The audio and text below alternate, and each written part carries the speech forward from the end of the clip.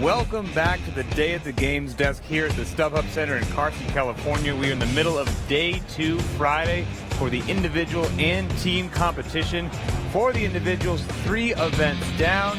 But first, a little bit of news. If you are here on site and you can hear my voice, make your way to the stadium because Dave Castro, the director of the games, is going to have an address to the athletes coming up very shortly, and you are not going to want to miss it. But as always, joined by Caity Henniger, the 2008 champ, and Tommy Marquez. And let's dive right into the men's leaderboard for Murph. It just went down, and it was absolute carnage out there on the field. Jorgen Gudmundsson in a smoking fast time of 38 minutes, followed by Matt Fraser, which honestly should terrify people. Noah Olsen taking spot number 3, and then a lot of us felt that Koski would be the winner, but, top 5, not bad at all. Yeah, I think, he was very confident, and his coach was very confident going into this, but still a top 5 finish allows him to stay on top of the leaderboard. Yeah, but really the top performer for the men has got to be Jorgen Gudmundsson. What a gutsy performance by the second-year man from Iceland. To go sub-39 in a workout like that, given the conditions, it's hot, the sun's beating down on you, you're carrying that weight vest. You can't partition the reps however you want, which is how most people do it. And to still be able to go that fast in that kind of workout is super impressive. I know I've personally done it both ways, and it can cost you up to 5 minutes not being able to partition that. So, a blazing fast time. And definitely an endurance event, but there were some guys that had a little something left in the tank for a good old sprint at the end. Yeah, Alex Anderson was actually walking under the stadium, and Adrian Conway passed him. They were neck and neck when they hit the soccer field, and it was an all-out sprint, and I think Conway got him at the end. I tell you, if I was a male individual athlete, okay, days gone by, what would terrify me the most, like I said, Matt Fraser, second place on the long grinding event, and we know that there are barbells coming up soon. I mean, is it too early to call for Fraser? I mean, is anyone really surprised here? I think I'm very surprised we haven't touched a barbell yet. I mean, still, but he's proven to us time and time again. I mean, last year he had such a great performance. This year he comes out and wins the Open, wins his regional by doing that long chipper and completing it within the time cap. I mean, he's kind of sort of starting to show us that he can go long too. And last year that was where he struggled. And earlier during regionals or post regionals, when I caught up with him on the phone, he said, he took second place last year, not running a little bit, but literally not running at all, showing up to the games, and was still the second. So now we're seeing what's happened, once he puts a little bit of training under his belt. Now, the women also took on Murph, and here's how the leaderboard shook out on event number 3. Surprise, surprise. Samantha Briggs, the event winner, 39 minutes and 10 seconds, quite frankly, beating the overwhelming majority of men that did the event. Alethea Boone, hot on her heels in second place, and Kristen Holte, who we all know loves the endurance events, finishing out the top 3. Well, Samantha Briggs, we knew she was going to come out here. We thought she was going to come out here and make a statement, and she definitely did. She beat all but one person in the men's Murph event. So just an amazing performance by Sam. Came in neck and neck with Parker coming into the stadium, but just really pulled ahead on the push-up portion of this event. And I love this event for Sam because I've said time and time again, if there's a way to quantify just the ability to suffer and just flex your engine as an athlete, this would be it. And she shows that she's got it in spades and head and shoulders above anyone else in this field. Now, earlier on the show this morning, we talked about who needed to thrive, who needed to survive. And we said Annie Thorsdottir didn't need to win this thing, but she just needed to keep her head above water. But what actually happened? Yeah, I mean, we said she just needed to survive. But you see, she had to stop at the top of the hill here, stumbled a little bit, and ended up walking the rest of the running event and did not finish this workout. I mean, you got to feel for her there. I mean, it's something similar to what we saw Rich last year having to stop and walk, kind of succumbing to the heat. But we've seen some athletes in the past during these endurance events kind of collapse and almost need some attention there. We saw it in 2012 with I forget his name now. You have to excuse me, but on the Pendleton event when we had someone actually have to seek medical attention after that. Right. European athlete, his name escapes me as well. Here's the question, though, and I'm going to put you on the spot as a former champ. Is Annie just out for a podium spot? I don't think she's out for a podium spot. Obviously a big hole now, but she's going to come in here tonight. I think she'll do really well in the snatch event, but she's got to come out here and look to win the rest of the events. Now, the men thus far, 3 events are down. There's still 2 remaining today, one known, one unknown. Here's how the leaderboard looks. Your overall leader, Yoni Koski, staying up there, and Matt Fraser in second place, where he ended the games last year. Bjorgvin Carl Goodmanson did himself a lot of favors on event number 3. The big Australian falls a little bit. Chad McKay and Lucas Hogberg round out the top 5. But I mean, Noah Olson creeping up to 6. You know, Jacob Hefner's getting up there. Alex Anderson, who's got barbells coming up. I mean, it's an exciting top 10. I mean, I am super impressed with Noah Olson's performance here. He had a huge stumble in the sandbag event, but he comes back and takes 3rd place finish overall in Murph, and that's, you know, his second 3rd place finish of the weekend. He moves up 8 spots from 14th up to 6th. You know, this is what he needs, because we've got the snatch speed ladder coming up, and that's not necessarily an event that favors him. He didn't do too well in the clean speed ladder last year, and who knows what we've got coming up with this announcement. So he needed to buy some points here, get himself back into the top 10 and around that podium spot, and that's exactly what he did. Murph shook it up a little bit on the men's side. We thought it would shake up the women's as well. And after 3 events, the overall women's leaderboard looks like this. Anna Tunnicliffe in first place. Cara Webb, you know, if you watched her, I mean, she went hard out there. And if you guys saw her, she's okay. Took 13th on the event, collapsed afterwards, but she was immediately attended to. Sam Briggs in 3rd place, and then the rookie, Sarah Sigmundsdottir, in 4th place. Kristen Holte rounding out your top 5. Caity, who really grabs your attention on Murph? I think Sarah Sigmundsdottir. We've been talking about her before we even started the events here, and I think for her to continue to stay in the top 5, she doesn't look like she has any jitters at all. I'm really interested to see how she performs when we start to pick up barbells, but she has set herself up nicely here going into tonight. And another sprint finish for her. I mean, she came into the stadium. I can't remember who she passed, but she's hit the jets at the end to move up a few spots, and those are precious points heading into the evening, especially with all the unknowns left in the competition. Now, individuals still have a little bit remaining. Earlier in the day, we kind of closed up the team competition for day 2, and here's how it shook out. One of the super teams actually ending up on top. NorCal CrossFit made the push. Milford in 2nd place, and then Invictus, your champions from last year, occupying the 3rd spot right now. And NorCal and Milford had a great race today. Yeah, and I'm super stoked for Milford. They're a team that's actually been fighting to get the games for quite some time. Finished 4th, 5th in their region a few times, just barely missed out. Now they're here, and now they're showing up in a big way. They came into the day in 14th overall, and then they had a huge day number 2. They won the Earthworm event, edging out NorCal with that final sprint to the finish. Then they end up the day in those Synchros events with 2 top 10 finishes in a 9th and a 3rd to close out their day. Moves them all the way up into 2nd place, and they're ahead of some big name teams and showing that they can hang. And I like that. I mentioned that earlier. I know I'm supposed to be an impartial observer of the sport here at the desk, but I think it'd be really great if a quote-unquote regular affiliate kind of pushed around the super teams a little bit, but there's a super team sitting on top of the leaderboard. There is a super team, and NorCal sitting on top, and they had a great battle with Milford in the Earthworm event, and their goal going into that was to go the squats unbroken, and they almost did that, but they dropped the worm in the last set of 25s, and they ended up losing to Milford. But in the Synchro event, they had 3 top 5 finishes. They did a great job of picking their pairs and who was going to go where, and they went 5th, 4th, and 5th, and that has them sitting on top of the leaderboard. Impressive. I mean, you can't fault with 3 top 5s in 350-point events. That's 150 points up for grabs, and they did a great job. Now, we are right on the brink of Dave Castro, the director of the CrossFit Games, making an announcement as to what will be in store for the athletes later on. We are going to send it down there and see what Dave has in store for these guys. Now, we don't know. I mean, we can guess it's not going to be another long endurance event, but I mean, who needs to have just a great... Oh, sorry. Dave Castro has something to say. Let's go over to him.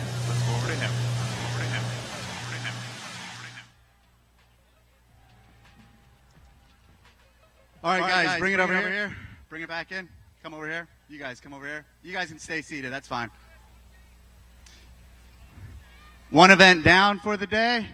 The next event for today is the speed snatch ladder. That's correct. We are going to go ahead and show you a full round of the speed snatch ladder and read you guys the weights for the first round. Go ahead and bring out the 2 bars. The first weights for the men will be 190, 200, 205, 210, and 215. The first weights for the women will be 110, 115, 120, 125, and 130. The top athletes will advance to the next round, where the weights for the men will be 220, 230, 235, 240, and 245. The women's weights will be 135, 140, 145, 150, and 155. The final round, the men weight will be 250, 260, 265, 270, and it ends on 275. The women's weight begins at 160, 165, 170, 175, and the final women's heat ends at 180.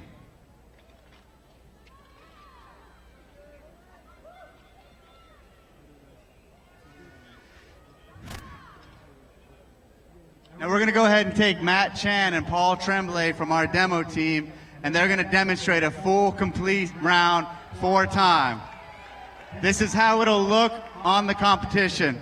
The athletes will step up into their lanes.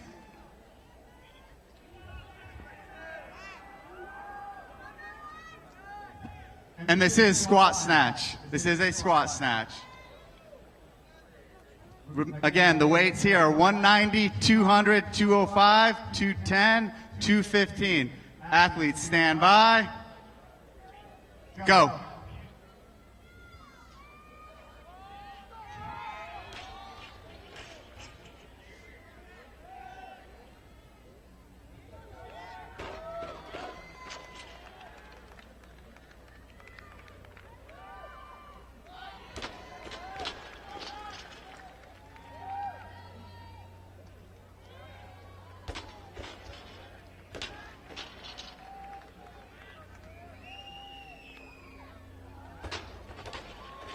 Paul Tremblay gets that by a split second. Let's give those two a round of applause. When you guys do it, it'll be set up the same way, but there'll be 3 additional people per heat. So it'll be heats of 5 racing through. This year at the regionals, we started Friday off with what did we call the day? Hero Day, correct. And we had 2 hero workouts to kick off the Friday of the regionals. This year, Friday at the CrossFit Games, what did we open up the event with? A hero WOD. We opened it up with Murph. We are going to continue that Hero Day trend for Friday. After this event, Friday evening's final event will be the hero workout DT. DT is 12 deadlifts at 155 for the men, 105 for the women, 9 hang power cleans, and then 6 jerks, push jerks, 5 rounds 4 time. We are going to go ahead and bring out a couple of the ladies to demonstrate 1 round of what DT looks like. Jen and Telena are going to come out here.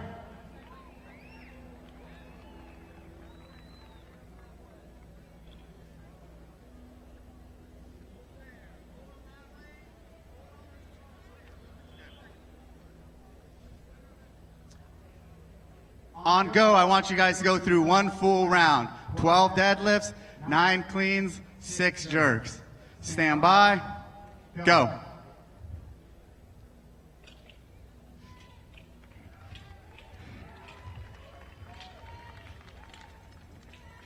Let's get loud for them. Let's give them some motivation.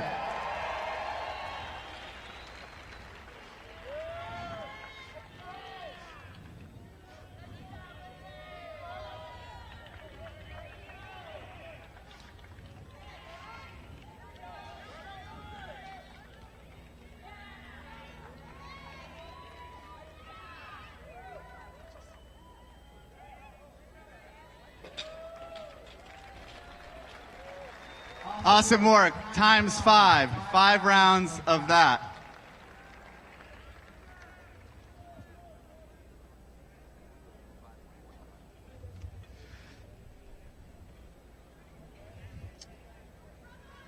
that concludes the Friday evening announcements for your CrossFit Games today.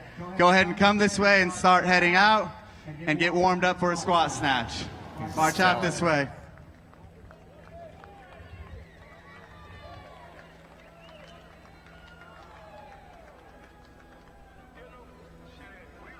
Why are you guys all looking at me? Keep walking. Stop looking at me. All right, actually, fuck it. Hold on. Hang on. Turn around. This is the CrossFit Games, right? We are going to do something we've never done before. We are going to get all of you involved and all of the fans and viewers at home. Here's how.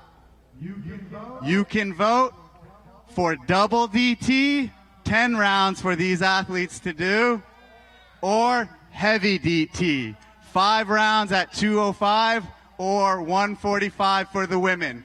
What you guys do tonight will be by the CrossFit community. Now you guys can go. That's right. You just heard Dave. You are able to vote. In order to vote, you need to tweet hashtag double DT or hashtag heavy DT at CrossFit Games. How about that? You guys like it? Having a little say-so in what you're going to see tonight? Hey, guys, this is the chance to be part of history. Kiki, I'm going to vote first. I go heavy. Who else is going heavy? I think that's the winner.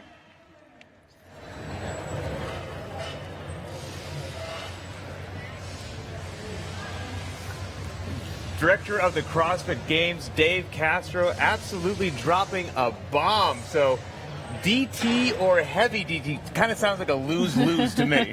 I mean, who could have seen this coming?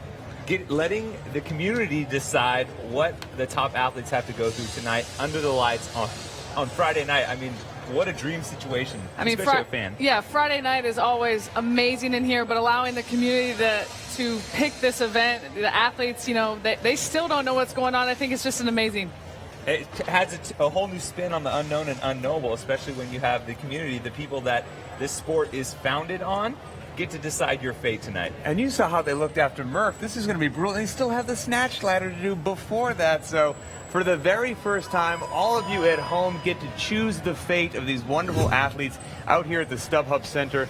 Get onto Twitter at CrossFit Games with either the hashtag heavy DT, if that's your weapon of choice, or double DT, if that's what you want to see the athletes do. And let's make a little poll. Tommy, who do you want? You know, I like heavy DT. What makes these athletes that we're seeing at the games so impressive is context. So putting them in the normal framework of what we're used to seeing and then beefing it up. So by doing so, by making it heavy, we know what 5 rounds feels like, but what does it feel like when it's, you know, to the nth degree? Oh, we can see what the fans at home are going with right now. Heavy DT. Do you think that's the right call, Caity? I don't. I want them to have to suffer a little bit more. I want to go for the double DT. I think that mentally just doubling that up in 10 rounds of this, what a just gross workout for them. It'll be amazing. We will continue to check back in and see which one you guys decide with. I kind of think I'm with the champ there. I think double DT would be way worse, but hey, it's in your hands, not mine. Before this big announcement, we were chatting up the teams, and let's go back and figure out what's going on with them, reset ourselves just a little bit. The Big Four, those super teams, they were the top stories going into the games. NorCal, Invictus, Youth, and CrossFit Mayhem, and all of them still very much in contention to live up to the hype. Earlier today, Justin Junkins caught up with first place NorCal CrossFit. I'm here in the athlete warm-up area. I am with NorCal CrossFit. And guys, how does this year differ from previous years? Miranda. I don't know that it's that much different. I think that we're having a lot more fun right now than we were last year. At least I am last year after the first day. So I'm pretty excited. What's it like having Jason Khalipa back onto this team? I should say onto this team for the first time. What's it like having Jason on the team? Well, I think it's great. I mean, we always seen him as a leader, and it's kind of nice to have him here, and the support he's shown everybody has just been tremendous, both in training and in competition. Jason, a question for you. What did you tell the team at the end of day one? I told there's a lot of things we told the team because we were together for a lot of time. But, at the end of day one, it was just day one's day one. Being in first place after day one is nice, but it really doesn't mean a damn thing. Just like being in first after day two is nice. Like, obviously you'd want it, but it honestly doesn't mean anything. It's about being first on Sunday. And day one is not indicative in the past. If whoever's in first after day one, generally speaking, doesn't end up first on Sunday. So it's almost irrelevant, but it's nice to have. And I've heard that those first two events really tore some teams up today, at the end of that with those deadlifts. How are you guys feeling now? Wednesday. What was that? Sorry? How are you guys feeling now? Oh, great. Yeah, better now. After coming off the squat event right into the deadlift event, that was a little bit of a rough, a little bit of a rough turnaround. But yeah, feeling better now going through the deadlift workout. We feel nice and loose, Super loose. Limber in the low back. Awesome. Hey, thanks, guys. Good luck the rest of the competition. At the end of 2 full days of competition, NorCal CrossFit is your leader, Milford in second, and then the champs from last year, Invictus in third place. But it is not over by a long shot for these guys. And you guys still kind of sticking with your horses? I do. I think if you look, Invictus and Ute are still nipping at the heels in NorCal. I think this is going to shape up to be an amazing battle the rest of the weekend. Yeah, we're just getting started. We're halfway through the competition. There's still Saturday and Sunday left to be determined, and we still have some workouts. We don't even know what's coming yet for the team, so it's going to be fun. And the team competition will kind of put that on hold and shelve that until tomorrow. And now it's going to be all about the individuals once again. They have event number 4 coming up, the Snatch Speed Ladder. It is going to be electric down there. It has to be the squat snatch. You just heard Dave Castro say that. 3 different sets of barbells. Each has 5 barbells ascending in weight. And this thing is going to be fast. Mistakes are going to be extremely costly. We were chatting about this earlier. Everyone loves the Olympic lifts. Tommy, who just kind of stands out to you? For me, it's a rookie, and he's a guy who I've kind of been following all year and kind of pushed as an athlete to watch, and that's Alex Anderson. He's got a 305-pound listed snatch, and, the last bar in that ladder is 275, so he's well more than capable of hitting that. But more importantly, he's used to hitting those numbers when fatigued. I follow him on Instagram. If anyone else happens to check him out, he does all these nasty workouts, then goes into his 1-rep max, or he does all these crazy heavy EMOMs where he's forced to hit 60, 70, 80, 90% all along the way before getting to that heavy barbell, and that's just what you need for this kind of format. Well, you kind of have a different person in mind, Caity, don't you? Matt Frazier. I just think we haven't picked up a barbell yet. He's in second. I think that he's ready to get to a barbell, and I think, like you said about Alex, he's done some nasty workouts, but Matt spent some time training with Rich Cronin, and he said, there's no special secret down there. They just do work, and I'm really excited after his performance in Murph for him to get into the stadium. He got third last year in the clean speed ladder, so he knows what it takes to get in the top 5. I think he's going to do very well tonight. Now, the men are impressive, obviously. You expect they're Hulks. You expect them to be strong, but the women of CrossFit absolutely blow my mind continually with how much weight they can move, and we're going to see them throw down also on event number 4, the Snatch Speed Ladder, a little bit later on. Caity, who's your woman to watch on event 4? I think Lindsay Valenzuela, and like Matt, they really like the barbell type move, the Olympic movements, but I think she's going to come out of here with an intensity. She didn't have a finish in Murph that she would have liked, and she's sitting in 17th, so she definitely has to make a move, and I really look at her to make a push in this event. And she missed it last year, right? She did. She's incredibly hungry, and she was another one that I spoke to on the phone about a week ago, and she said, hey, I'm going to give you a reason to talk about me. And if there's an event made for her, this is it. But Tommy, who do you like? I like my training partner and good friend, Brooke Entz. She's got a 205-pound listed snatch PR. That's the heaviest amongst anyone in the field, tied with Cara Webb. And she doesn't just hit these numbers, when she's had some rest, when she's kind of going back and forth amongst the gym. I've watched her firsthand train to hit these kind of numbers in the snatch with speed and precision, which is exactly what you need in this kind of environment, because you still have to get through the light rounds first, where some of the athletes who maybe don't have the 1 rep max numbers can kind of sneak in there and make it into the next round. So I think she's going to do well. And Brooke is ridiculously strong. Murph didn't go, I'm sure, how she wanted to, so she's looking to make her mark. But let's check back in at home for all you crazy CrossFitters, and good Lord, heavy DT is absolutely crushing it. The CrossFit community is so predictable. I should have bet money that you guys were going to pick the heavyweight. Double DT. It's We not want too them to late. suffer a little Make bit. them suffer either way. Either way, it's going to be great. But yeah, about 3,000 votes piling up here in just a few moments. If you want to make history, once again, tweet at the CrossFit Games, hashtag heavy DT or hashtag double DT. These athletes are going to do that very shortly.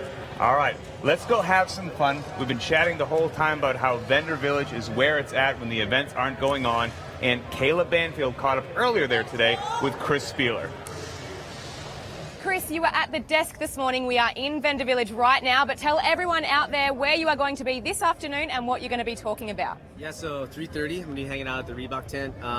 Really just trying to make it a Q&A and just help people out. We'll talk, really kind of cover anything from the gamut that they're interested in, but maybe some mental prep, some questions on programming.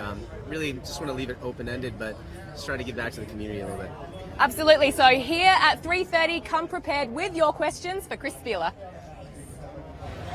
All right, one more time, thanks Kayla. Back to the poll to see how the CrossFit community is chiming in.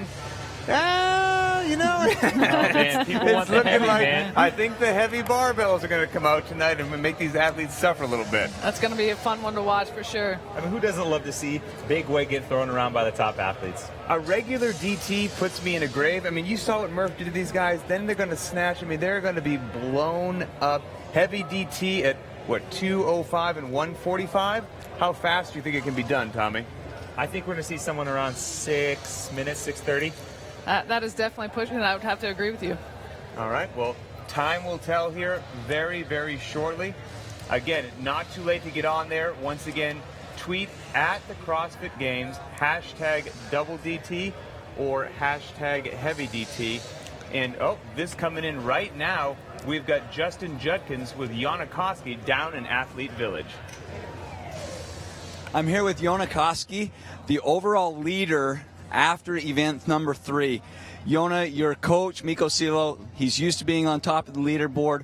What advice did he have for you coming into today's competition? Well, actually, he just said to me, just try to focus on the next day and, you know, forget about the past days. Like, it's not about the first days, you know. It's like still over 10 events to go, so it really, of course, it matters how you do on the first days, but still, it's all about who can be the most, you know, average on throughout the whole competition. So you just completed Murph, a longer duration, brutal workout. You've got the snatch speed ladder next. What mental adjustments do you make between completely different events like number 3 and number 4?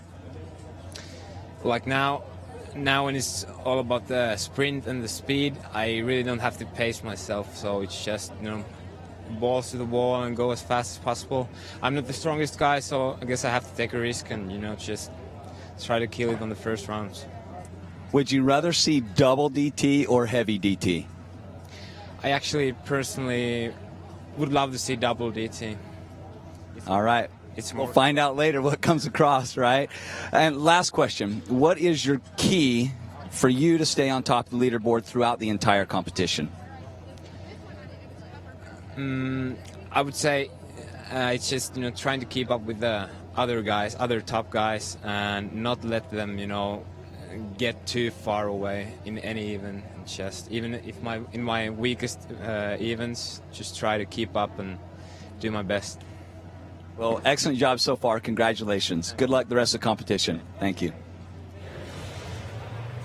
Yonikoski wanting double DT. You know, I think that kind of makes sense, though. Yeah, I'm not really surprised. He's got quite the engine on him. I'm not really surprised with his answer at all. You know, he might be swaying me now. The more that I think about it and how much these athletes are going to have to suffer for that, I might be moving over from heavy to double DT by the end of this. Well, I'll tell you what, I think I get a feeling that it's going to be heavy DT, and whatever happens, there's also going to be a tremendous number of CrossFitters around the world that are doing it, I guarantee. Let's check back in with that poll one more time and see how it's going.